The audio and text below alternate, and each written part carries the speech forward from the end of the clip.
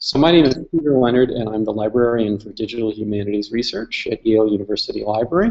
One of the first things we did with this data was we actually took a sample of all the covers every 10 years. So every 10 years we took all of the covers in that year, and we overlaid them over each other like a palimpsest, like as if you printed out the covers on an overhead transparency and put them on an overhead projector all at once. Now, I have to admit that this work was actually done by hand in Photoshop by me. It wasn't done algorithmically. And the reason I wanted to do that was I was interested in what was continuous and what changed every 10 years in Vogue covers. So I think the first image you'll see there is from around 1900, and that's in a very early moment in Vogue. What didn't change is the precise, sharp header.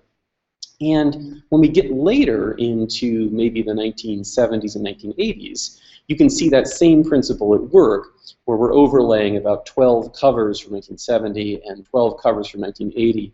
And you're seeing, despite the fact that it's 12 different months, it's sort of like one ghostly woman who's always looking in the same direction with her eyes in the same angle. But I also want to point out some of the decades that we did this for in which no pattern is apparent. And those would be like 1930, 1940, 1950. So it turns out that's actually where some of the most interesting material in Vogue was ever published. You had individuals as distinct as Salvador Dali who were doing brand new custom illustrations for the cover of Vogue. The fact that we can't see a pattern in 1940 or 1950 doesn't mean that the work was uninteresting. It's the opposite. It's the fact that every single cover was distinct.